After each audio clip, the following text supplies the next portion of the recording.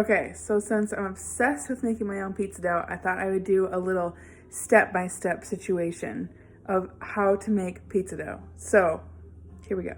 Step one, you want to put some water in your bowl. This water is steaming even though you can't see it, and I can't touch it, which means it's too hot. So I'm gonna make it a little bit colder.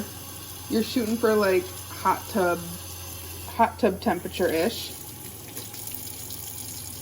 Once you're at your desired temperature, use a mixer, or you can do this by hand. I'm gonna put about 1.5 cups of water in here. I'm just gonna go over here and make sure that it's about hot tub temperature.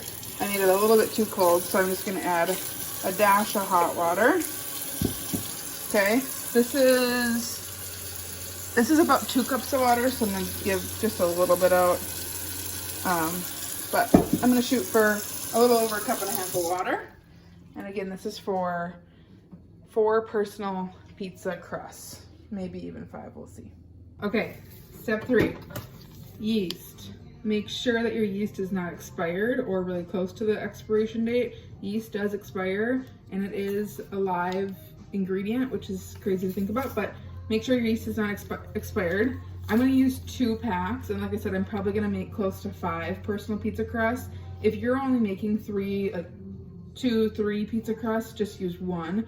I'm gonna use 2 though, because I have 2 cups, almost 2 cups of water, sorry.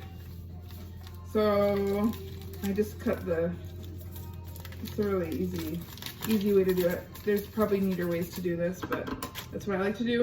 And then I'll just cut this off, and I can save this one for later. Now, what you're gonna do with your yeast is you're just gonna let your yeast sit in the bowl for about maybe 20-30 minutes.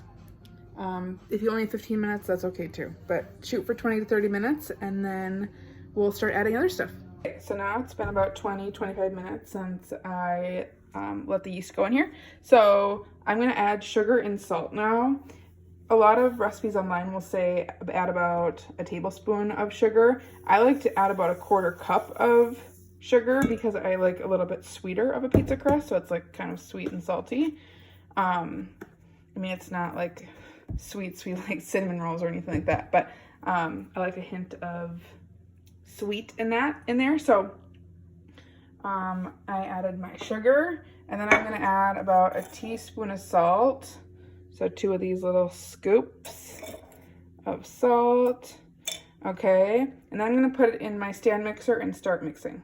Turn my mixer on, and I'm just going to add about 1/2 cup of flour at a time. And if you have a dough hook, that works lovely.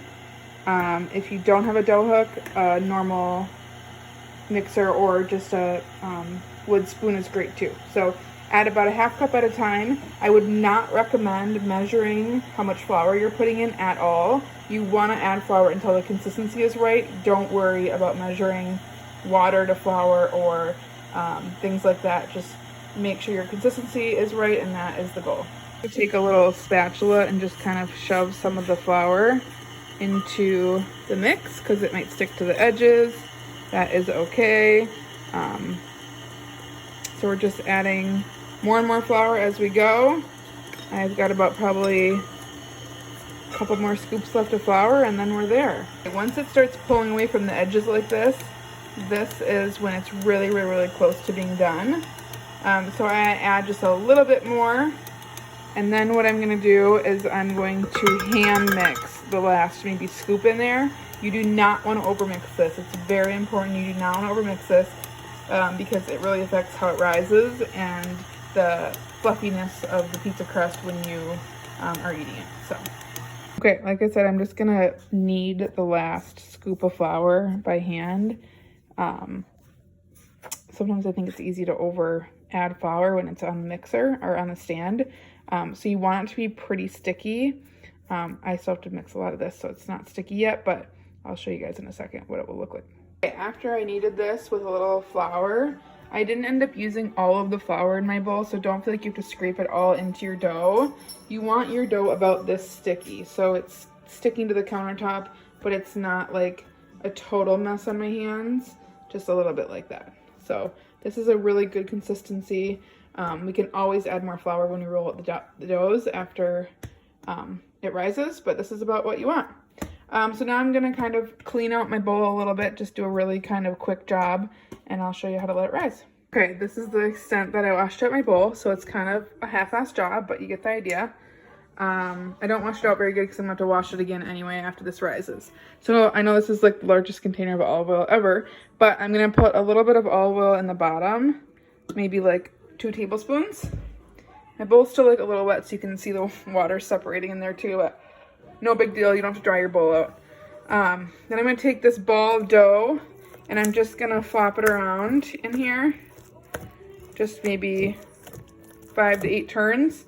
It should look pretty oily, and your hands probably will too. And then what we're gonna do is we're just gonna let this rise with saran wrap over the bowl. Put it in a sunny part of your house, or if you have the oven on or something, you can put it on your stove. You don't want it actually to heat up, but if you can get this a little above room temperature, that's really, really, really good.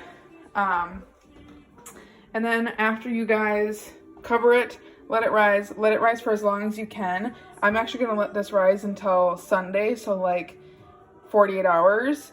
That's probably a little excessive, but if you can go overnight, that's really great. And if you can only go, you know, a few hours, that's fine too. But I always recommend over 3 hours to rise. I think probably ideal is probably like 3 to 24 maybe. Okay, when I'm ready to roll up my dough, I'm gonna take that beautiful ball of dough that's gonna be way larger than it is now, and I'm going to split it into however many pizza crusts you wanna make. Coat the entire thing with a lot of flour, that whole mini ball of your dough, your new pizza dough. Coat the whole thing with a really good coat of flour and then start rolling it out. If your rolling pin starts sticking at all, add more flour while you roll it out, because it's really annoying when the rolling pin sticks to your pizza crust. If you want to use your fingers, you can too. Of course, it's not going to be like perfectly flat if you use your fingers, but you could also use like a can or a cup as a rolling pin. You don't have to have a rolling pin. Once you have your dough separated and rolled out however you want them, I recommend you just take a sheet of tin foil and then spray that with a little bit of cooking spray and then put your dough right on top of that. That way you don't have to use a new pan for each pizza crust, especially if you're doing personal pizzas. It gets a little bit annoying. And then when you're ready to make your pizzas, then you can just sauce them and top them and all the things. If you want to get really fancy, you can let your dough rise again as a pizza dough crust and not as a ball. So you roll each one out and then you let each pizza crust rise for maybe an hour or so.